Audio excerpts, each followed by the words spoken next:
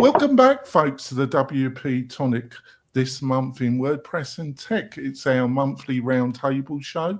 It's our first roundtable show for 2025. I've got a great panel of WordPress entrepreneurs and influencers and grandees.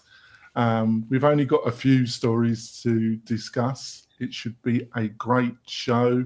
We're going to be talking about Joost de Valk's plans for WordPress. We're going to be talking about a Chinese artificial language model, DeepSeek, that's thrown a hand grenade. Should be a fascinating show. I'm going to let the panel quickly introduce themselves. Let's start with ladies first. Let's start with Heather.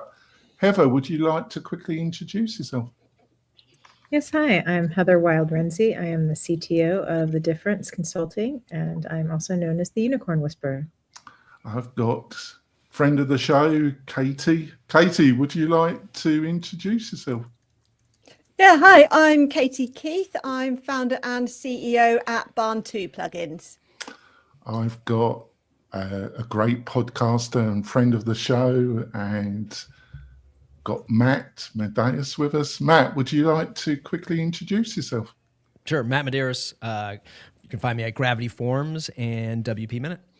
Thank you, Matt. I've got Mark. Mark has agreed to be a regular on the show. Bless his little heart. Mark, would you like to introduce yourself? You're muted, Mark. Oh, all right. Let's go on to Spencer. Oh, I'm here. I got it. Okay. Sorry. Yeah, if only my microphone would work. I've got that problem. Yeah. So I'm Mark Benzacane. Been around in WordPress for a decade or so, and I am working with Main WP, and you can find me everywhere. Yeah, everywhere. Mark, I think you're on the wrong mic. I'm going to tell you that. That's the problem. StreamYard will not let. I'm going to we're going to talk about StreamYard for a minute. You're on the mic that's around the corner in the bathroom down the hall. Yeah, he's been driving him crazy. I am so annoyed right now. You pointed out. Face. Yeah, we've been dealing with that. See, for this is doing me no good whatsoever. Yeah, so I'm going to switch to something else. Instead of Matt having a go at me, he's going to have a go at Mark. See, but it's not. There we go.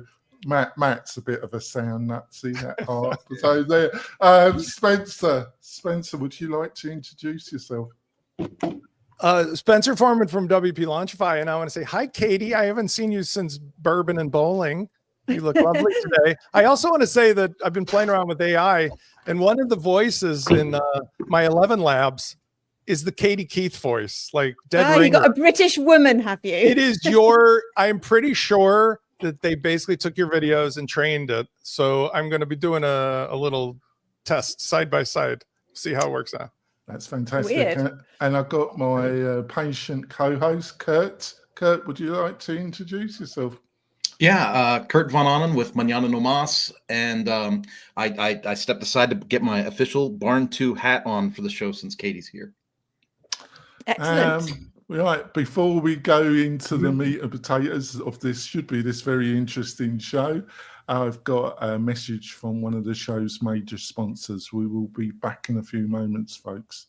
Hi there, e-commerce store owner. At Omnisend, we help more than 100,000 e-commerce customers, just like you, sell their products. We're an all-in-one email and SMS marketing platform that helps you reach your customers, grow your audience, and increase sales.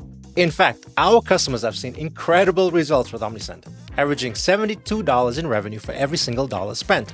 And if you ever have a question, our award-winning customer support team is available 24/7 every single day. That's one of the reasons we have more than 6,000 glowing reviews and ratings all across the web. So, get started with Omnisend today and start growing your business with better email and SMS marketing. Coming back, folks, I also want to point out that we've got a great resource for WordPress developers, designers, and power users. That's a curated list of the best WordPress plugins and special offers from the major sponsors, plus a lot of other great stuff. You can get all these free goodies by going over to wp-tonic.com/deals, wp-tonic.com/deals. What more could you ask for, my beloved WordPress professionals? $1. You're not going to get $1. That's all you're going to get from that page. But there we go. All right. So let's just jump into it. Joost de Valk, well-known WordPress influencer, plugin entrepreneur. He slapped down a plan for WordPress, and the great leader wasn't very impressed. I don't think it got nowhere. But so let's start with Katie. Well, Katie, they seemed very reasonable suggestions, didn't they? But didn't seem to go down that well, Katie. Yeah, I totally agree with you, Jonathan. I think Joost is being very. That's why I love you, Katie, because you keep agreeing with me. It'll never happen again. But on that particular issue, I think that Joost is being really reasonable. He'd outlined a really comprehensive, sensible plan for the future governance of WordPress, which people are obviously more and more saying has major problems at the moment. And Matt Mullenweg, and disappointingly, his response was to tell Joost that the only way that can happen is if he forks WordPress. And Joost was not proposing to fork WordPress. Mullenweg is trying to imply that that is what he was meaning. It is not. That was just his snide response to say, go and fork it then. You're not doing it in the WordPress that I have control over. And I think that's a real shame, because it does need that type of leadership. And I think a lot of people would agree. Yeah, so Matt, what was your response? I was surprised that this came from Joost, really. It was a surprising, this whole thing came out and where it came from, because I always saw him really quite tight with Matt, really, in a way. Yeah, so I'll just keep my response short to give room for everybody else. But I think that this is one of these, this is the line in the sand for Mullenweg to finally say, this is mine, it's no one else's, right? I think if you can't see that now, it's simply not going to change unless there is some, and Spencer knows this probably better than anyone, some 0.0001% chance the law makes him change. Then maybe we have a chance. But otherwise, if you're sticking with WordPress, you're sticking with Mullenweg. And these comments and this post is really, exemplifies that. And also, I think it's crazy to think that he would give up control. I don't think that you can just hope someone like him is going to give up control. And I think it's a little bit of an uphill battle at this stage in the game. So great that sort of Joost and Kareem signaled this, but it's also nothing that I can see that would actually kick into action because of the control that Matt has. And this is the line in the sand for me anyway. Well, what do you reckon, Spencer?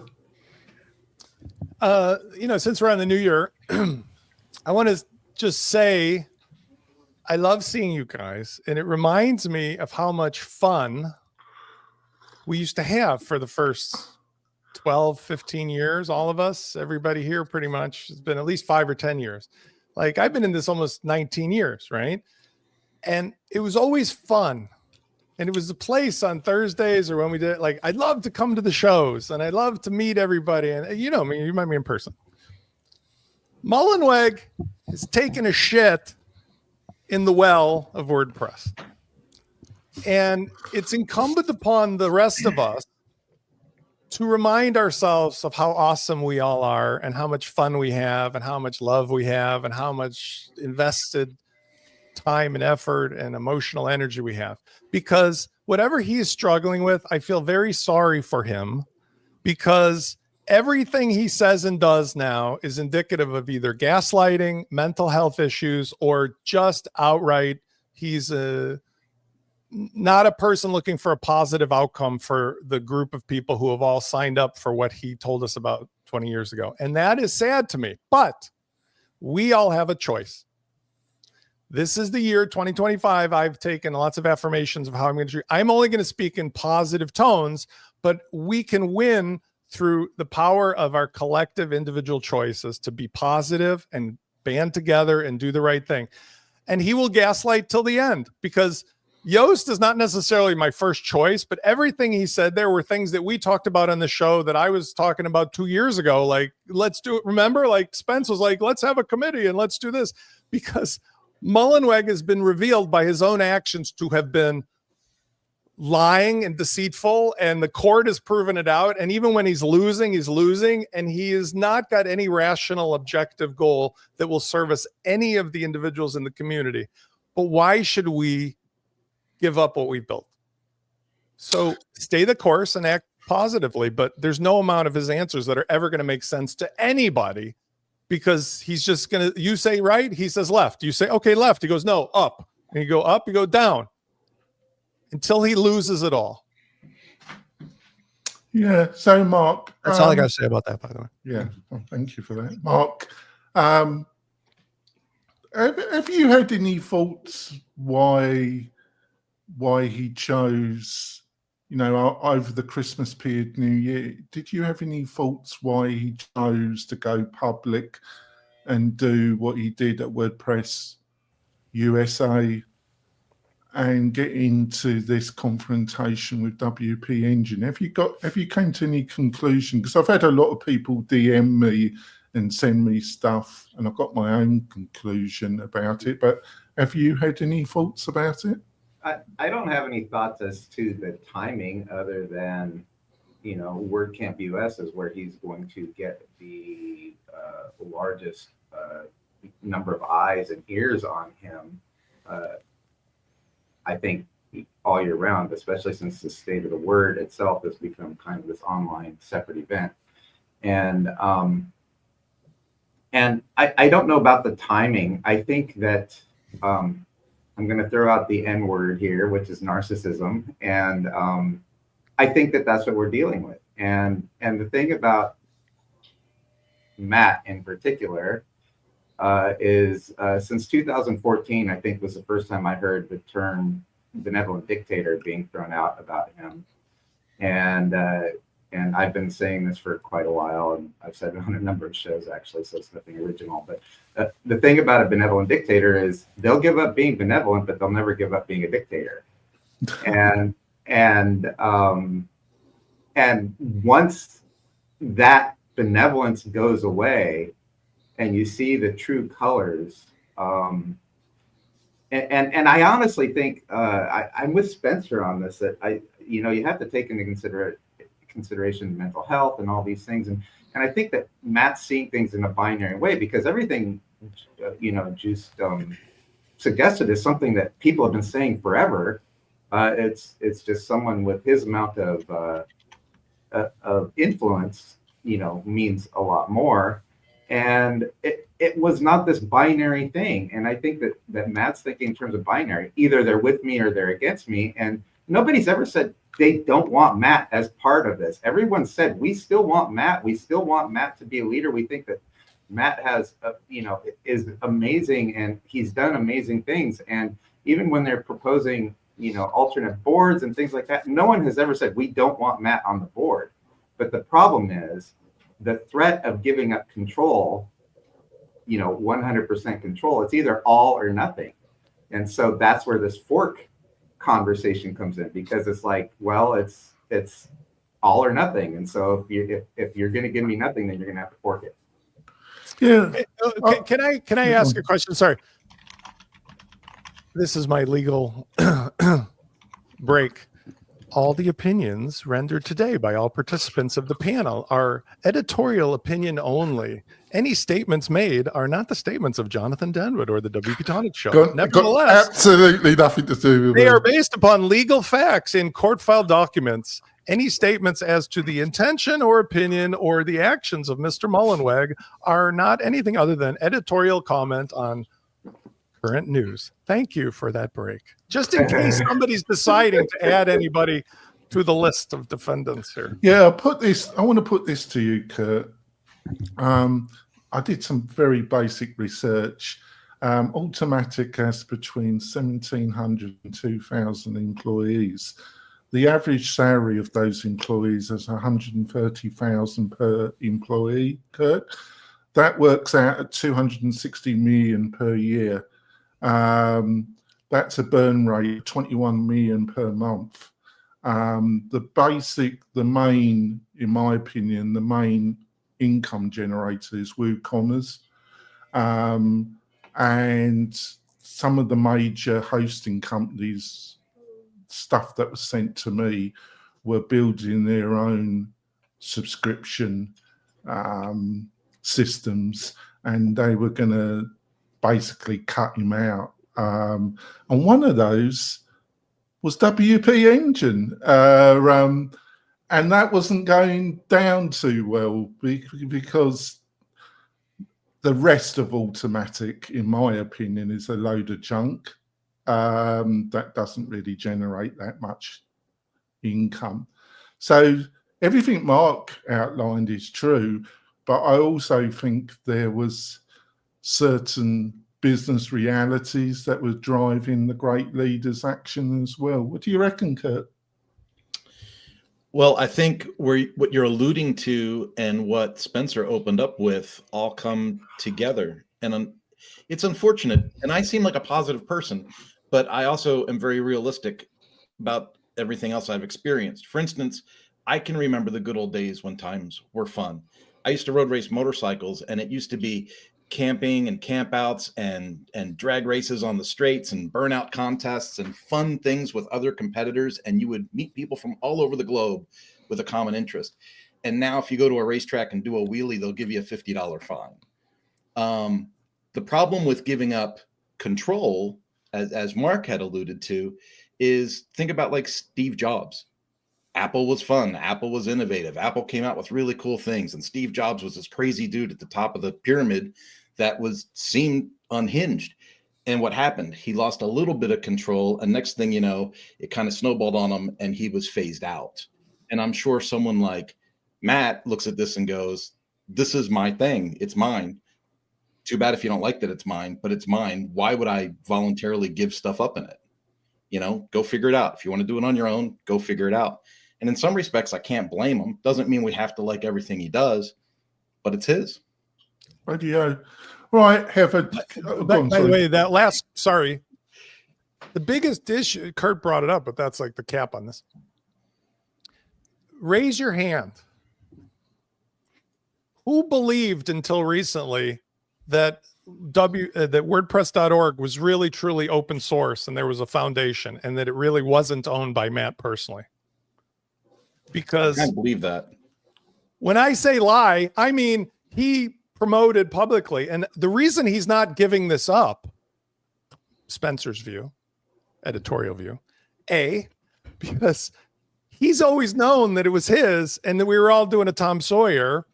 And now that the secret's out, it's like his whole fortune is based upon a false premise, a bold. Well, I think you're right there. It's and two is the liability. Hold on, two is liability, and then I'm done. Tax liability, legal liability, the action like if he gives up now, unless we let him get off the hook, which by the way, WP Engine offered and he didn't take it, he's got to fight this till he's done.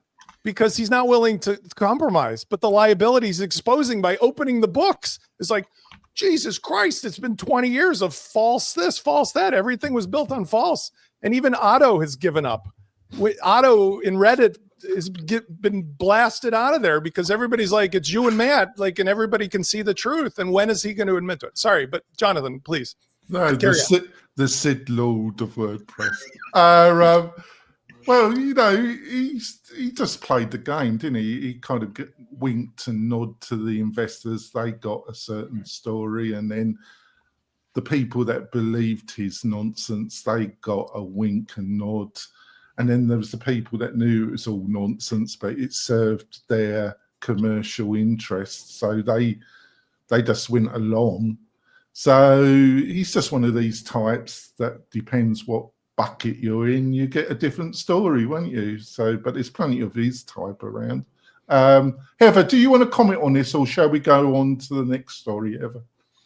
The only thing I have to add is that it's what I've said all along. He has a responsibility to his shareholders, and that's above all he ever has. So, I mean, this is pure 100% like out of the playbook from any Silicon Valley, any business anywhere. End stage capitalism at its worst.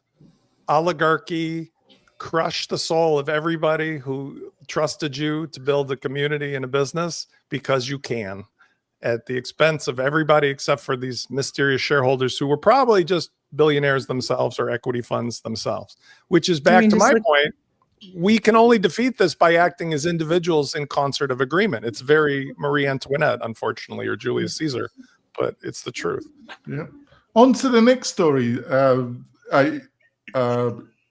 Global tech shares fall as China AI chatbot DeepSeek spooks investors. That's one way of putting it. Talk about a hand grenade that's just, you pull the pin and you just throw it in. So, Heather, what do you reckon? I reckon there's a few people.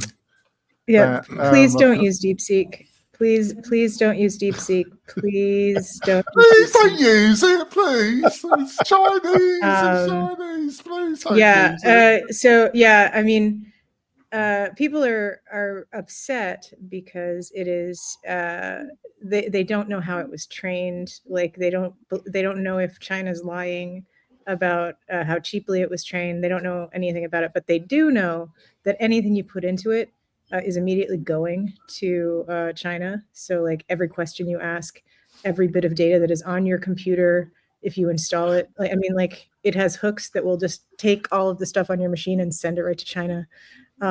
If you have to connect your Gmail account to use the web version. So like all of your emails go right to China. Please don't use DeepSeek. Please don't use DeepSeek. Please don't use DeepSeek. So yes. I have a question for Heather. Everything that you said, I agree with. Do you really believe that the other oligarchs in the US-based countries are not doing exactly the same thing? Because I think we were just discussing how somebody we trusted as a family member has screwed everybody in some sense. Don't you believe that with Zuck and Elon and all the rest of them doing worse? Sam Altman, do we trust Sam Altman? I mean, well, I mean, at least we have the option to opt out of the data sharing ostensibly in OpenAI and all of those. But I mean, if like it's right there in the terms and conditions of DeepSeek that all of your data will be shared with the government of China. At least they're honest about it. But yes, I totally understand. It's not just all of your data that you put into DeepSeek. It's all of your data on your machine that is transmitted on any machine that is used now belongs to China. So please do not use DeepSeek. Yeah, but you can run it locally, can't you, Heather? No. Even if you do. Oh, right. It has hooks. All right. Matt, I see what Heather's pointing out, but all this data was the other systems. It was going to Microsoft or it was going to OpenAI. I'm not sure I really trust those people. Yeah, I mean, I agree with the same. They're oligarchs. The Chinese Communist Party is just one big oligarch. And you got these American oligarchs. They're not, I don't find any of them very attractive. What do you reckon, Matt? Yeah, I agree with the same sentiment, right? Like I don't know where my data is going. It's funny that Google. What I've said this in a blog post before. Google stole from us, and then OpenAI stole from Google, which is like stealing from us. And then this DeepSeek is probably stealing from everyone. It is just this crazy. Crazy game. I don't trust where my data is going on any social media site, right? Which is why I'm so it's why I'm so for WordPress and publishing yourself, RSS feeds, all this other stuff, right? Like I'm a true believer in that stuff. So it's really weird to be in like this state war for AI, and like the way that you as an American can help your country is to pay ChatGPT over DeepSeek. It's just freaking weird to like have this discussion so early. Like I'm still trying to figure out how AI affects all of us. Yeah, so I mean, I don't trust any of them at the end of the day. Yeah, they're useful. It's a parlor trick for some things. And just to touch on that last subject, I think just this threat of AI and this fast-paced innovation that we're seeing is another like if I try to put some reason behind why Mullenweg is acting the way he is, it's because of this stuff, right? This stuff is just eating up everything and probably his own valuation. So anyway. I don't trust any of them at the end of the day. So what do you reckon, Katie? Are you sending all your data to China? No, I think it's an interesting thing, but it's only going to disrupt things briefly. I mean, look at what's happening with TikTok. Surely if they're sending all the data to China, it's going to get banned in the US very quickly. But one thing that struck me was the environmental side of it, that they've found a much more efficient way to do AI. And I'm hoping that the biggest long-term impact of DeepSeek will be to sort of inspire the other AIs to reduce their footprint, and that benefits them as much as the environment. So there are commercial reasons for them to find ways that use less resources, because that is a huge problem with the current ones. Yeah, you make a good point there, because the whole debate about nuclear power, I'm not totally negative about nuclear power, but I'm not totally positive about it, because I think there's a lot of different arguments. But as soon as these people, they can see a ton of money, we're gonna build nuclear plants everywhere in the US, we're gonna build them here, anywhere, end of story. I just find the whole thing, in a very cynical part of me, hilarious. And it really shows the state of the country, really. But that's what, part of me, yes, I agree with Heather, we're dealing with the Chinese Communist Party. What a lovely group of people. What a charming group of people. That's to say, wait, I love the Chinese people on an individual level. They are lovely. Yeah. They are wonderful people. Don't you guys find it ironic, by the way, that this DeepSeek, and by the way, Heather, I appreciate, I just unhooked my Google account and just use a blank fake email for it. Good advice. But don't you find it ironic? Because I'm trying to, for 2025, stay out of the drama of politics. Like, it's just been too much, everything all day. But don't you find it ironic? It's like inverted world that, aside from, the leaders of the Communist Party there, that the people of China, the life they lead, everything that they want and do, it's like upside down world, because the way we're heading, America is going to be the fascist state where the rest of the world, including these guys like the Chinese inventor of DeepSeek, have to break through what is amounting to potentially a really fractured kind of fascist situation, whether it become from the oligarchs with the technology or whether it become the politics. And I find it really strange, because if you do look into the way normal Chinese people live and what they want, for a country with so much dense population, it's a pretty interesting thing. But obviously it only exists because of this like hammer from above.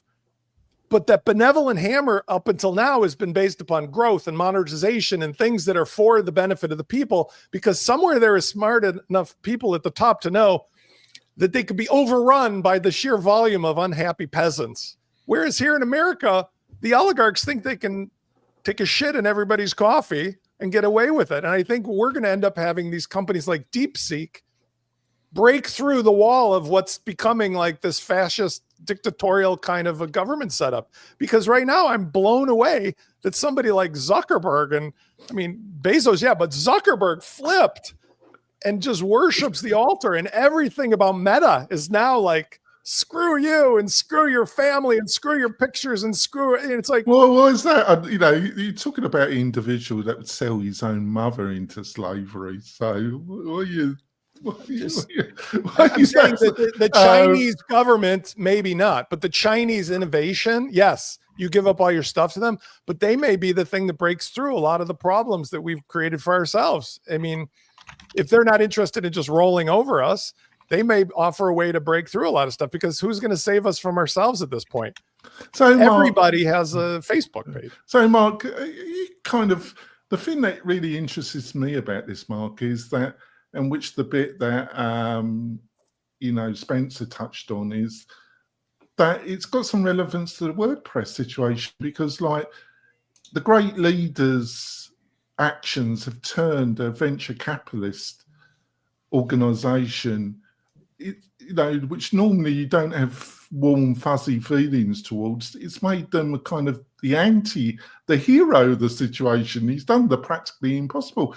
And you observe the same thing here, that in some way you're glorifying something that comes from the Chinese Communist Party, but there's part of you. So good to them. They're upset. They've shafted these oligarchs. So you got this strange feeling that you're supporting people that deep down you shouldn't be supporting. But yeah, it's strange, isn't it? Do you think I'm on the right track there at all, Mark?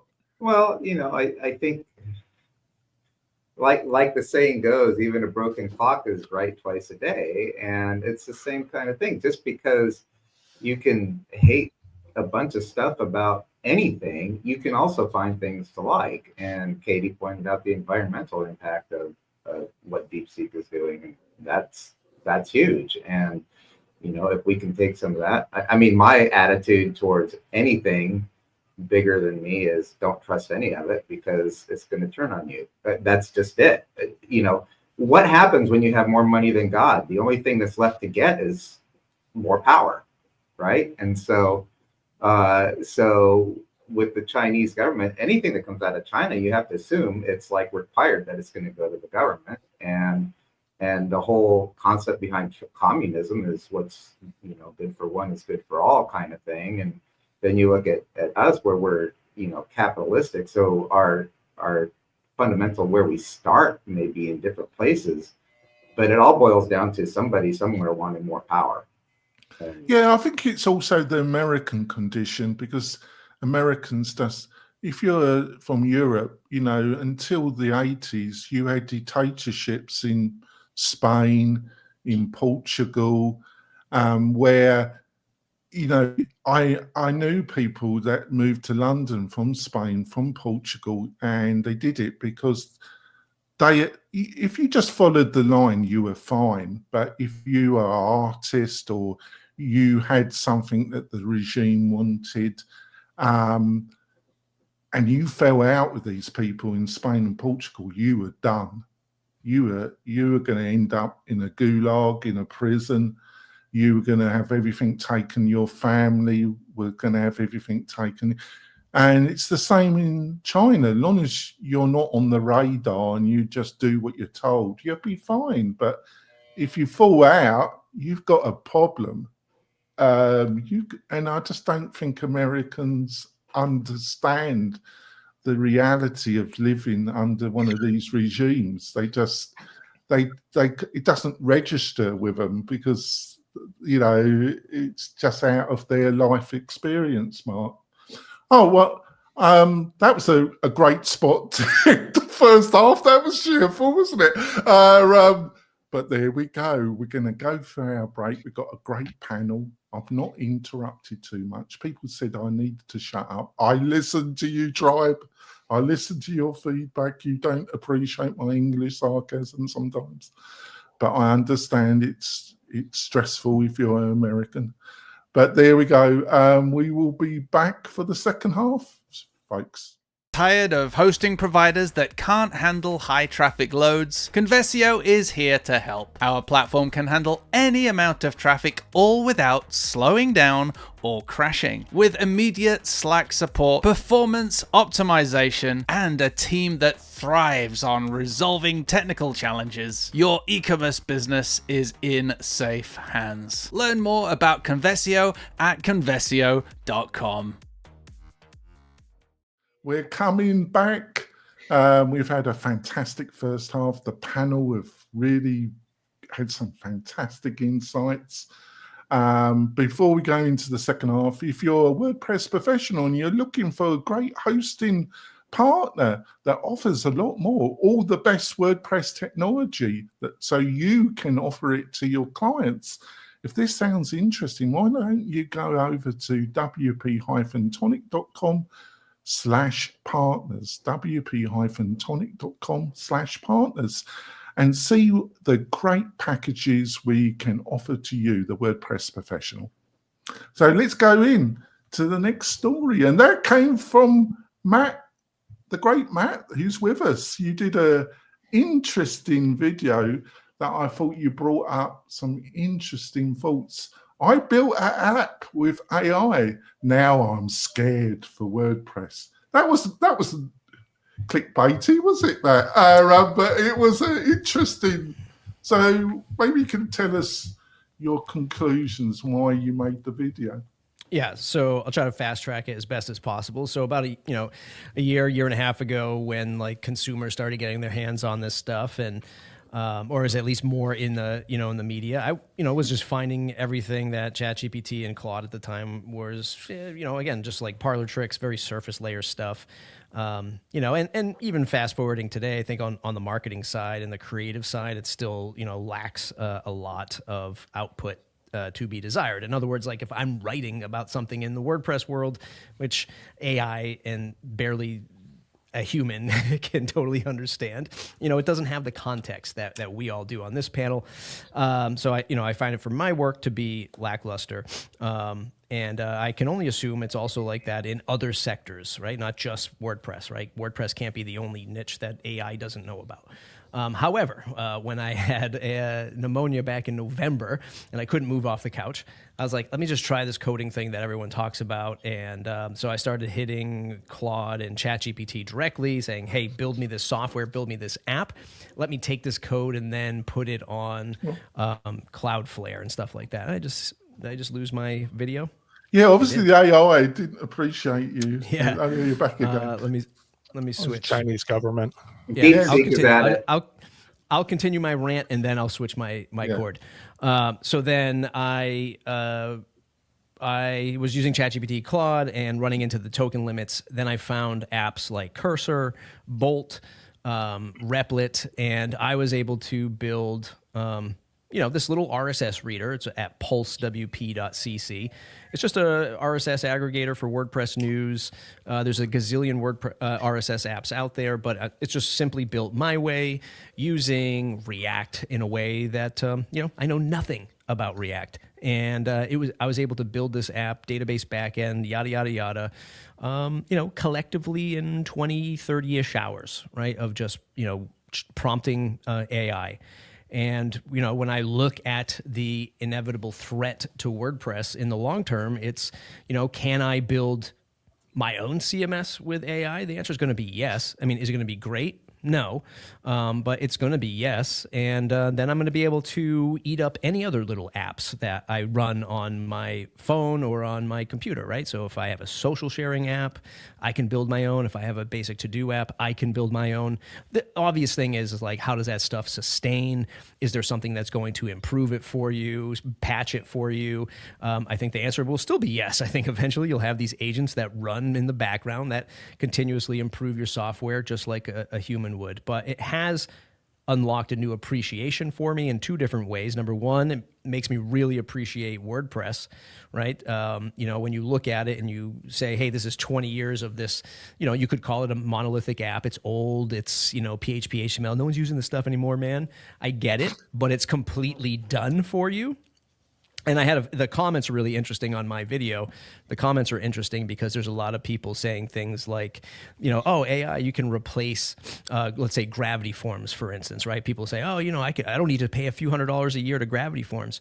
I think what this is going to materialize, at least in the short term, is like it's going to take me many, many hours to do, I don't know, a contact form with a Zapier connection connected up to MailChimp. It's going to take me many hours. And I think what that's going to do is people are going to look at the WordPress plugins in the space and go, oh, it's only a couple $100 a year. Just give me that. It's done. It's done. And I can put it on 1,000 sites. So it's going to help frame what it actually takes to make great software once people start learning how to do this stuff on its own. So a little bit afraid for WordPress because I think it decreases market share. And how does WordPress survive? I don't have the answer for that. Somehow WordPress has to ride this this rocket ship at the same time. And I think Matt Mullenweg knows that. I think Automatic knows that. I think that's why you're starting to see a lot of automaticians put out content around AI, because something has to happen with WordPress and AI.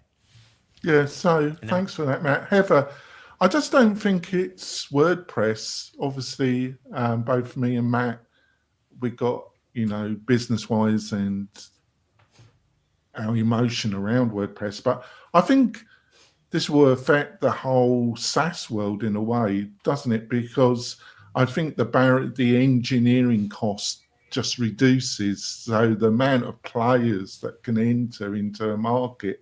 So the pinch point in every business model, there's pinch points, where that's where you make the real money, is when you control the pinch. I call it the pinch point. In WordPress, it was hosting. That's the pinch point where you can make real money. So it was the engineering costs, but when the engineering costs really lower dramatically, the pinch point moves somewhere else. Is that making sense, Heather? Yeah, and the reality is we don't know what this is going to look like, and we don't know how fast it's coming. So we don't, like, there's a lot of unknowns here, and there's a reason that people are scared. I mean, I do my best every day as the CTO of my company to train everyone how to enhance themselves, how to make themselves more productive, like to 1000x themselves, so that they won't become obsolete. And the people that are going to get left behind now, the people that need to worry, the companies that need to worry, are the ones that are not adapting.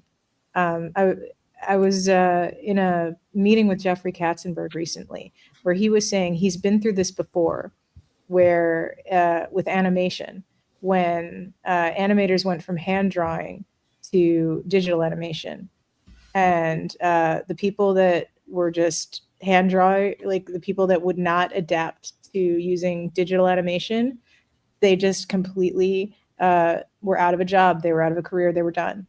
And now those digital animators, the ones that are not adapting to using AI tools, those are done.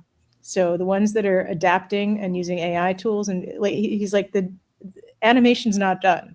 Animation's not over. Animation will still exist, but animators have to adapt and change. And that's the same thing everywhere. Yeah. So, Kate, where have you had any thoughts on that? And where does I call it, this is my own term in my own mind, the pinch point. Where does the pinch point move? Because it always moves somewhere else, doesn't it? Or what's your own thoughts about this, Katie? Well, I agree with Heather about the fact that people need to adapt, but I'm not super worried about it in the sense of, let's draw an analogy between when people move from writing binary code to using high-level programming tools that would write that for them. So I see it as a similar situation now, where AI is kind of abstracting the coding, but you still need a certain skill as a software developer, and also everything else, a business person, a marketer, if you want to create a sellable product, which is necessary from a skilled person in order to be successful. So I see it as a tool that people can adapt to improve their efficiencies, improve their output, rather than as a threat that will replace them, unless they refuse to adapt, of course, when it could be a problem. Yeah, I see where you come, but I think so. Spencer, any thoughts on this? Well, you've had some thoughts, you've been sharing them, haven't you? First of all, I don't know what Matt has done with his mic, but you are velvety smooth on that mic, dude. That's just, you got that dialed in. I'm jealous. Okay. I think that the thing that he is the sound nut. So the takeaway that I get, because I have been really I've deep dived, if that's the right proper English. I've been coding since the beginning of WordPress, but between, let's say, 2006 and 2019, not really seriously. From 2019 to 2023, I wrote a couple plugins that built businesses around. But what used to take me a week or a month, I could do now in half an hour, depending on how much I have to argue with my LLM of the day. They each have personalities. They each have quirks. I've now, for clients and for myself, started to piece those together. They've become your new ladies, haven't they? I used to not be able to say, because I have 3 ladies' names in this house. I can't say any of them, because it triggers. But now that the Chinese government is listening to me and the other... Well, everybody's listening, aren't they? Like, everybody wants to know. I can't say anything. I can't even think it. But now I've sort of woven into my workflow. This is important for what I think that brings it all together. WordPress as a framework allows me, much like IKEA furniture or Legos, to weave together way more complex things with the help of my LLM of the day in minutes or hours, that while it could and would and perhaps might in some other world replace the framework, would be a waste of my time. So, for example, Barn 2 plugins, an amazing suite of very cool accessories, a lot of them focused on WooCommerce stuff. I can now sit down, because I write launch flows, I can make those 2 things meld together without breaking the parts and without spending a month for a crafted, better, snap together solution. And I think that's where this is going to really come into play. Obviously for marketing and automation, for people's doing stuff on the site, for customer support. But from the coding, making WordPress plugins infinitely easier than when you try to do a from scratch standalone app. And for that, I think the future of WordPress is really bright, because some of the things I've released this week in the past would have been like, oh, I can't be bothered. I'll put the code out. So now I can just launch them as ready to go products. I put them into the launch kit and people love it, because they don't have to spend a fortune, like $200 to buy a one-off little tchotchke to attach A to B. Spence just did it with a snippet, or they can do it themselves. Yeah, I think that's quite insightful. So, Mark, so I think what Spencer's outlining is where you have a more bespoke world, where it could actually benefit WordPress more than SaaS, where you have the possibility of a more bespoke solution for a client using a suite of WordPress core plugins, and you can bestoke the solution so it really meets each individual client's needs, rather than ending up with a very bloated solution. What's your own thoughts on that, Mark? Well, I think that... Oh, before you go into it, I'm going to have to pop out. Can you take over, Kurt, for a second? I'll be back in a minute. I think, I feel like what we're talking about is, everybody has kind of mentioned it. It's everyone says, oh, you can be really good at AI if you know the prompt, if you become a good prompter. But I also feel like you need to know the context for which you're writing, and what it's good at and what it's not. A few weeks ago, I like to dabble in stock trading, and I come up with all these theories, and I like to test them. And I'm like, I'm just going to come up with a WordPress plugin that I can throw in, and based on certain criteria, have it scan all the stock symbols and look for certain patterns that I like, and see if this works or that works. And I can try theories out in, like, literally, I was able to have AI write this in about 2 hours one night. And it showed me within a matter of a week that my theory was crap, which normally it would take me a month to do that. So understanding, like, the context. But the other thing that I find interesting about AI is you can give exactly the same prompt for a piece of code, and it'll give you 5 different pieces of code, which means, which does cause me, because I am not a coder. I used to, but, but if you were to throw code at me, I couldn't tell you if it was really great or really bad. But I could tell you if it worked. And so when it spits out 5 different answers, I kind of feel like until AI can give me the exact same answer for the exact same prompt every single time, I don't know that there's a lot to worry about as far as people being replaced.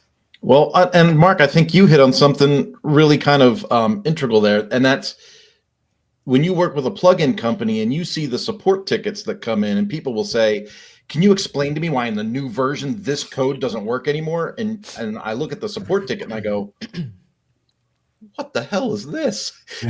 Like, where did this come from? You know, and it's like, well, dude, if you've customized something, it's your baby now. You maintain it. Like, why are you coming to me with this stuff? Yeah. But I think that's kind of this ambiguous line that's being created now, where who's in charge of something after delivery, right?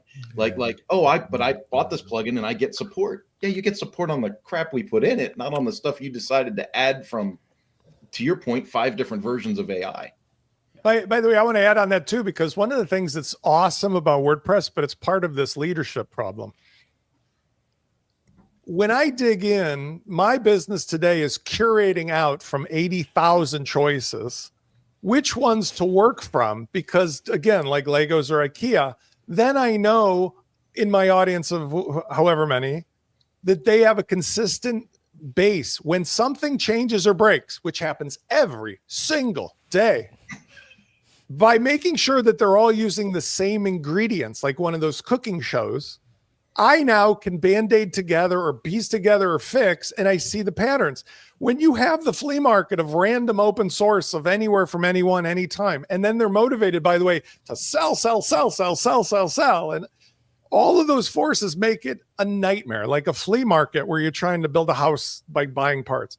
So one of the things that really has to happen with this is that if we come to standards, naming conventions, UI conventions, CSS that's shared, we really could just supercharge WordPress to work with the AIs to get, like Mark says, consistent answers. But if you ask one of the search engines or ChatGPT or any of the AIs right now an answer, the other problem you have is like they might go through 18 years of legacy WordPress stuff and give you the right answer from 2011 that's not the right answer in 2025 and won't be the right answer tomorrow because Katie changed her plugin, Spence changed his plugin, WooCommerce did this. And you have to know that the AIs couldn't understand that. And nobody's giving authority from the top down because it serves his interest not to allow us to just standardize. One framework, one CSS class, you know, like something we all can build stuff from. One ring. Panel, I propose to wrap up the show now, but I've got a couple more stories. Can some of you stay on for a little while to discuss the other stories? Are you up for it? Some of you? I think Heather's got to clear off, and I know Kirk has to, but I'm going to give you a chance. So, Heather, what's the best way for people to find out more about you and your thoughts, Heather? You can find me everywhere at Heatheriel on all the socials, and I am at heatheriel.com. And Kirk, what's the best way for people to find out more about you and what you're up to? Everything online that is mañana no más generally leads to me, for X and Facebook and all that. And if you want to reach out personally, the best place to find me is LinkedIn. I'm the only Kurt Von Ahnen on LinkedIn, which makes it easy to know you've got me. And he is the Storm King. So there we go. And Mark, what's the best way for people to find out more about you? You can catch me around the main WP Discord channel. You can find me on Twitter. You can find me in the Slacks everywhere, post status, etc. WP Minute channel. You can find me Blue Sky, which I'm slowly but surely getting into, and just about everywhere. And I'm at Mark Benzak just about everywhere. Yeah, so, next month you'll Mark Benzakane on LinkedIn. And next month you'll sort out your mic problems for StreamYard, won't you? Well, it's a StreamYard issue. They even say it's a StreamYard issue, so I don't know if they need to sort it out. Yeah. So, Katie, what's the best way for people to find out more about you? So my company website is barn2.com, and to find me personally, the best place would be Twitter, which is Katie Keith Barn2. Yes, the voice, the new AI voice. Matt, what's the best way for people to find out more about you? Matt? Nope. Wake up, Matt. I know it was boring. I wasn't but listening. My AI agent wasn't. There's a lot of people would not like not to listen, actually. Gravityforms.com. You can find me there at my day job, and of course, the WPMinute.com. And Spencer, what's the best way for people to find out more about you? You can find me in the hot tub, in the kitchen, sleeping, eating. SpencerForeman.com, WPLaunchify.com, DeepSeek, talking to Xi Jinping. Well, we all are, aren't we? So we're going to end the podcast show. We've got a couple more stories to discuss. Hopefully we will have a panel to continue, and you'll be able to watch the podcast and the bonus content on the WP-Tonic YouTube channel. Where else would you be able to listen to a discussion like this than on the WP-Tonic show? We will be back next month, folks. See you soon. Bye. This podcast episode is brought to you by Lifter LMS, the leading learning management system solution for WordPress. If you or your client are creating any kind of online course, training-based membership website, or any type of e-learning project, Lifter LMS is the most secure, stable, well-supported solution on the market. Go to lifterlms.com and save 20% at checkout with coupon code podcast20. That's podcast20. Enjoy the rest of your show.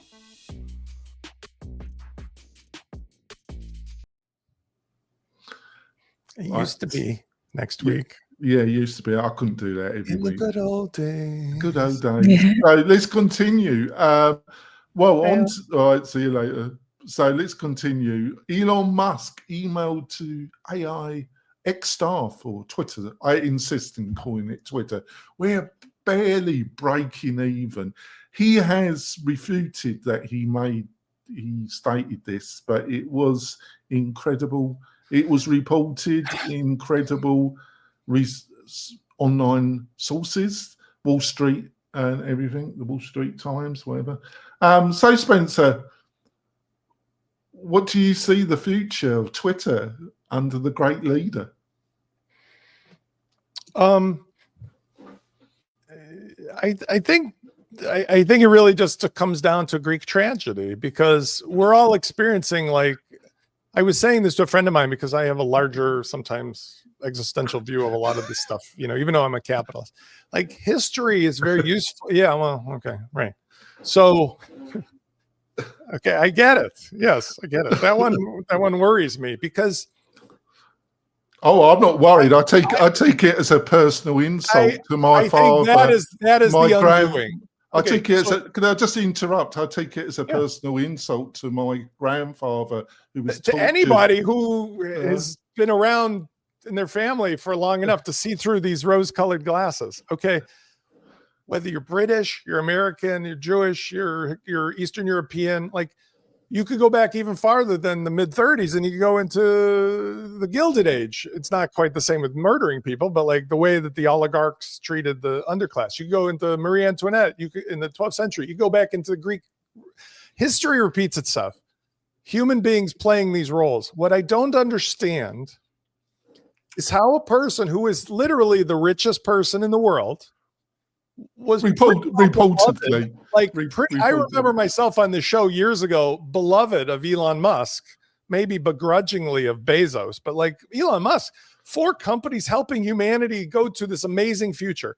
And something is flipped in him to make him essentially an outright fascist Nazi perpetrator of crimes against humanity. And the only way these stories ever end is exactly what we're saying, which there's a cautionary tale for any of these oligarchs, or for even Mullenweg, who's not an oligarch, he's a baby oligarch, is that you can't push the masses beyond the scope of what they feel is like their right to live life as a human being. And a guy who's the richest guy in the world, who literally spends every waking moment tweeting it, like, I live in Illinois. Governor Pritzker is a billionaire. Great dude.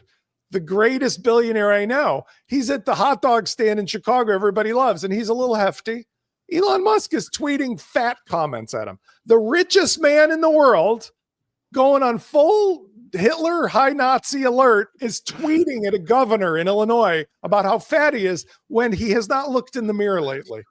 And I think, what happens in somebody's brain, him or Mullenweg or Zuckerberg, when money and survival is no object, do you not think the first thing I'm going to do is help every human being I can.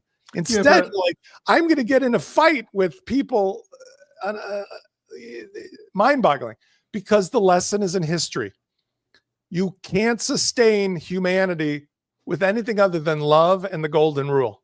That's it. If you don't look out for other people as much as you look out for yourself, it will never work. And yes, we have some really turbulent times ahead, but maybe we need to go through that to get to the better place. Because let's be honest, end stage capitalism has turned into a fraction of a percent own everything, and everyone else wondering what the hell happened to my basic ability to just enjoy life.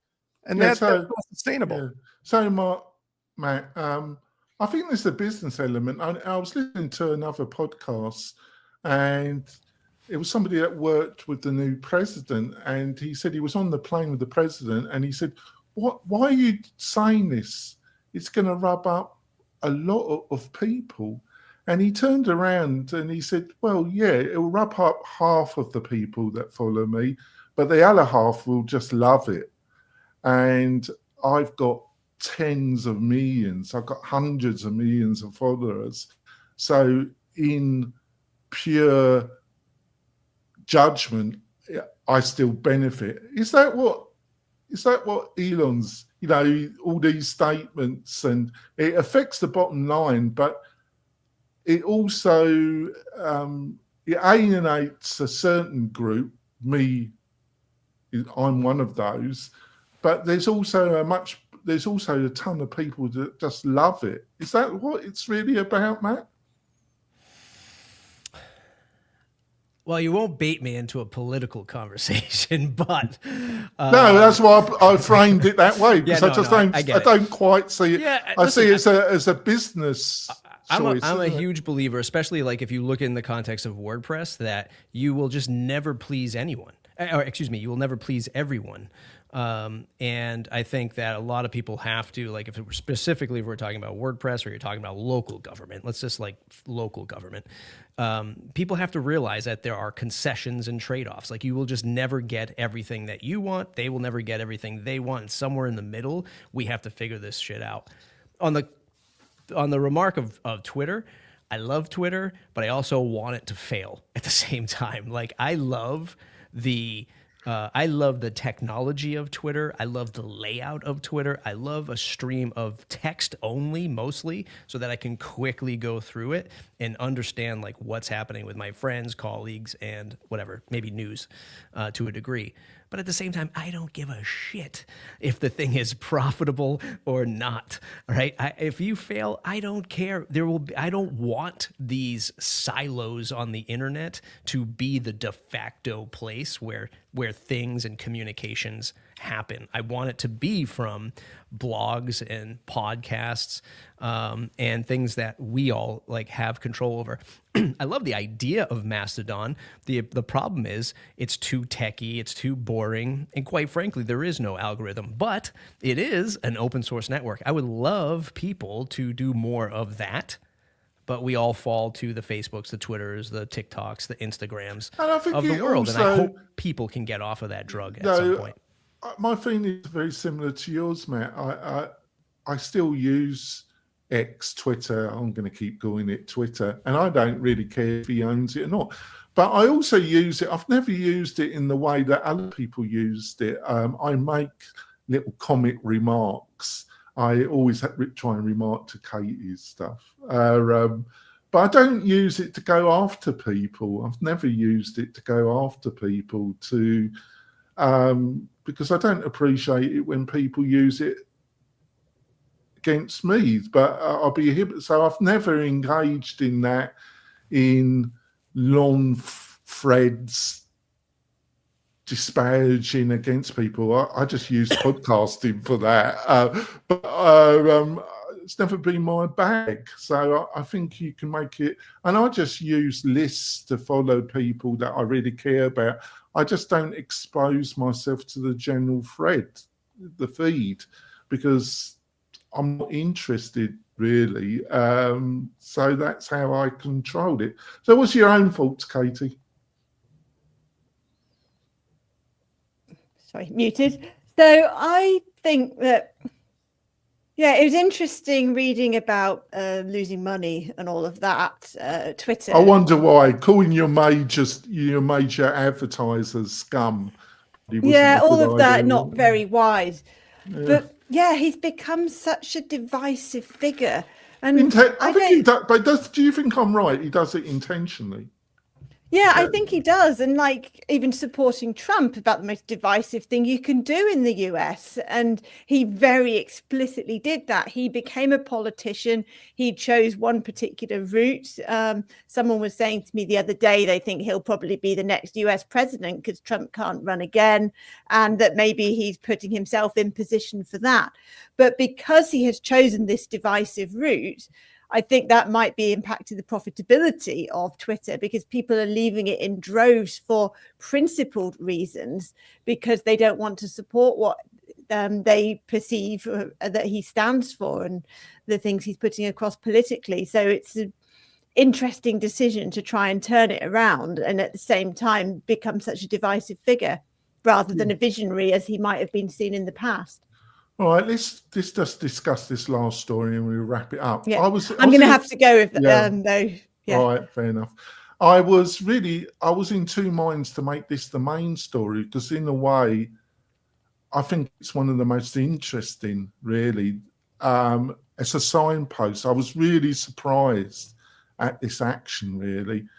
And I might be putting too much into it, but it was GoDaddy donates 500,000 to the support WordPress community.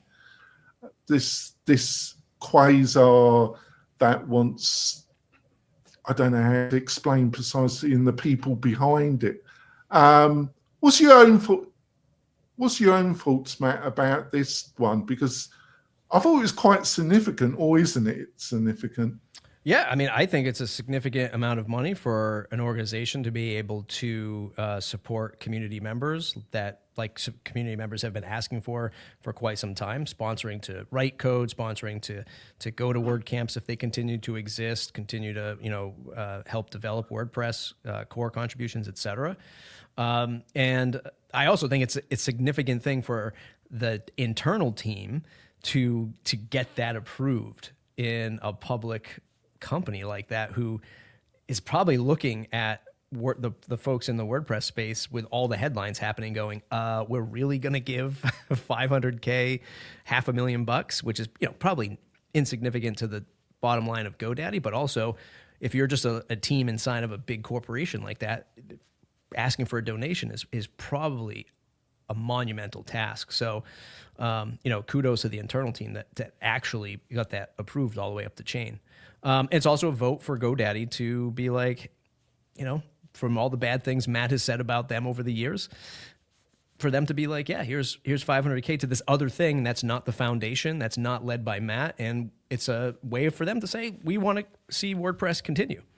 And it's the people behind it to say that, correct. To say that they have been in a clash with the great leader. I've tried. I think you've also you've done a great job, better job than me. But I paid a price 6 years ago. I wrote a post when he came out that he was a benevolent leader, and I said it was a disgraceful act to say that somebody that was supposed to be head of an open source project, for them to come out with that statement. And I paid a price for that, Matt, because a lot of people said they could never sponsor the podcast again, or they said to me they couldn't touch me with a barge pole because they feared him, and they weren't prepared to sponsor the show, even though they agreed with what I said. So I paid a minor price, but I thought over 6 years ago when he came out that statement, it was disgraceful. But a lot of people in the WordPress community just went along with it, even, and said they were okay with it. And I think it's really bitten a lot of people on the backside just going along with this, to be truthful, Matt. But the people behind this, to say that, I've tried to keep it respectful, but they've really clashed with him on a really ugly level, haven't they?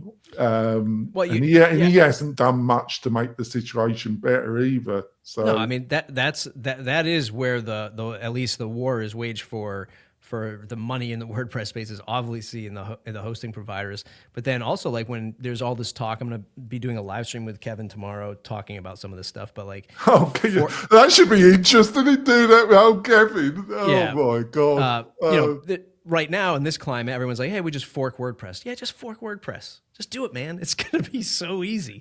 And it's not easy on the software, and it's not easy on the distribution side. That is the secret sauce to the success of WordPress, in my opinion, is the distribution through the hosting companies. And that's where Matt has built and Automatic have built their moat, and that's why you see him going after WP Engine and probably behind the scenes getting deals done with other brands that are listed on the hosting page, because that distribution is so important. At one point in Matt's life, I think he thought it was Jetpack, because that was a comment that I made to him literally 10 years ago on the Tavern. It's how I got him on my podcast for the first time, is to tell him, like, the Jetpack's not the reason why WordPress is successful. It's because of us. You did that was delusionary, wasn't it? Yeah, but that was 10 years ago. That was also him looking into the future, going, the experience of WordPress has to be better, and I'm going to do it through this thing called Jetpack. So I'm going to start talking about it and conditioning people to say that this is the best way to do it. And he's doing it with hosting and the secret layer, not secret, but what he's doing with WP Cloud is Jetpack on steroids for infrastructure. And he is trying to cement that moat, which is kind of opposite, but he's trying to cement that moat with hosting and infrastructure, saying, hey, look, Jetpack's too hard of a thing to push up the hill. Now I'll just sell you the whole freaking infrastructure, which has Jetpack, by the way. But if you're a hosting provider, then we can just install this for you, air quotes. And now you have WordPress Cloud to run your infrastructure. And he's just really, tightening that noose around distribution of WordPress, which, again, whatever, like, it's a smart technological business move, but these are the things that keep WordPress in its place, for better or worse. So what do you reckon, Spencer? Because I thought it was very insightful that they donated this money. I mean, the thing that's most obvious to me is this open collective has as its bylaws. It's fully transparent, designed for communities, not one-off, open source, and designed for financial and technical transparency. Offers fiscal sponsorship as a service. Now, what that means is when you give money to them, there's everybody who gave and everybody who's doing, it's all there for everybody to see. You don't find out 18 years later that my mom has a checkbook and all your money that you donated is there. And you don't get this, like, well, you donated money, but, like, I'm having a bad day, so you don't get that sponsor a booth this year because I don't feel like, I mean, all the BS that's been revealed now is solved by giving money to an open collective. I feel like we're starting to see some of the pieces gel together. And my prediction before the end of 2024 was that Matt is going to lose his court cases, lose hard, and he's going to be subject he's quite insightful that he's got a new legal. I think he's got a new. He does, but that's not and then they've managed to. He's gone silent to some extent. News from the legal world. When you come out swinging, and your first punch is like the scene in Rocky where he hits Mr. T and his hand bounces off, or Hulk Hogan. Okay, that's Mullenweg in court. And when you have to change lawyers because your lawyer beats it, not a good sign. When the injunction that comes down is like all against you. When everybody in the community is like, come on, Matt, come on back, and you just double, triple down, but then you make a deal to settle with, like, a little company who you stepped on because, like, oh, I got to win.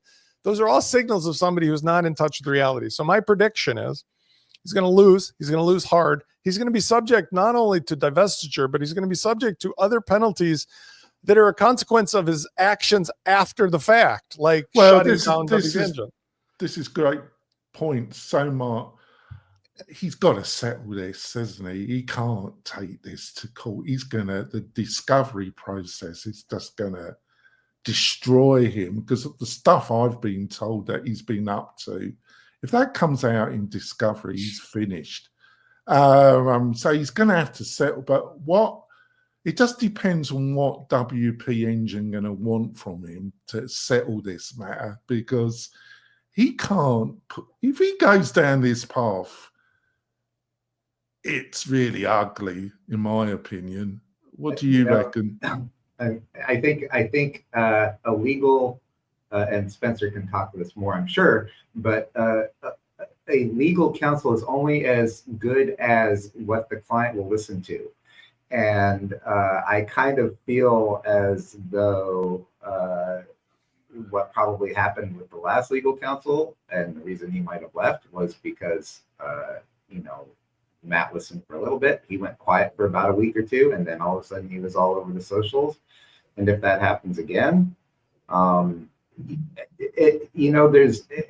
think the problem that we might be having here is we're trying to think about this in a rational manner, and everything that's happening is not rational, because when a layperson like myself can read legal documents and say, oh my goodness, this is really bad, and then actual legal experts come in and agree with, my layperson's opinion, sometimes you just got to rely on the experts and what they have to say. And unless Matt does that, honestly, I don't know enough about the inner workings of what's going on legally at the WP Engine side, but it would not surprise me if Matt were to say, mea culpa, I screwed up, sorry, I just had a bad day or whatever, WP Engine would probably drop everything. I mean, that's the crazy thing. Well, that's why. And Matt keeps saying, if WP Engine, this is all because of WP Engine, and they need to drop their case, and they need to drop their case. Well, rather than trying to bully them into dropping their case, just showing a little bit of humility might get him exactly what he wants. Well, just to finish off, Matt, in my opinion, he's going to have to make an offer, but is WP Engine going to take it? Are they going to do what Matt, or are they going to want a bit more blood to settle this matter? I can't. I couldn't be able to predict. I can't predict what they would want to do. I don't think any of them are really personally vested in it, like we would. Like if we were the the billionaire on the other side, and we've been building this company. If it were like Jason Coleman still running it, and he was a maniac, then probably he'd continue to drag it out and get every last ounce of blood out of Matt. But I think they're just gonna be like, okay, we're done, and we move on, and they continue to build their company. The only thing is, through his actions, he has materially damaged their business to some extent, haven't they? I mean, maybe a little bit. Maybe a little bit. I mean, certainly the community, certainly the trust of the community, which was the biggest thing. And, we could have been the best advocates for him, but it's chapter 27, and he still hasn't trusted us. It's like the story that we started with this show. Very much, all you had to do was just throw a little bit of meat out, just a little bit of syrup. Just it's so bonkers in pure strategy terms that it's you couldn't write this stuff really. It's rough when you really want to support a person who does every single thing that they're warned against. And it just makes me wonder, and we talk about all the oligarchs and all that. They build this echo chamber where they put themselves into situations where they're gods, and unless they surround themselves with people who say, hey, you're kind of screwing up here, and actually listen to them, I don't think you last very long at Automatic telling people. No, I don't. I've been told there's you don't last long at Twitter. You don't last long at any of these places. You don't last long in a Trump administration. It doesn't matter. These they just want yes people. Yeah. All right then. I think Matt can. Matt's going to go and take some alcohol, but you think this was bad, Matt. You know, Kevin tomorrow. Oh, my godfathers. There we go. But thanks, panel, for staying on. It's been a great bonus content. It's been a great show. I think we've had a respectful discussion. If you disagree, just don't send me any summonses. I've got no money, so I'll let you know, by the way, when the lawsuits start rolling in with your name on them, because I need to reiterate what Spencer said earlier, which is these are just my opinions and they do not reflect upon anybody else at all. I am not a professional therapist, legal person, or anything. They're just the thoughts from what happens between my ears. What I hope for everybody here and everybody in general is to remember, like, at some point, these billionaire trillionaires, these crazy behaving human beings, all were born to somebody, put their pants on one leg at a time. They all eat and take a shit and go to sleep. And somehow money and power and greed and lust and envy have corrupted them into somebody who thinks they're different than the rest of the humans, but they're not. And that's what I think we all have to remind ourselves, because it's so easy now to get just wound up about everything in the world. It's just everything 24/7. And I think for me, at least, stepping back and muting a lot of stuff and remembering the stuff that's really important, it's been very helpful. The creative stuff like Matt talked about. And I mean, when I go off into my coding world and I look out, the world is a great place. There's just a few people who are trying to the darkness is fuck it up for the rest of us, but history will prove that to be wrong. So we'll see. All right. Thank you so much, panel. We're going to call it a day. We will be back next month. We'll see you soon. Bye.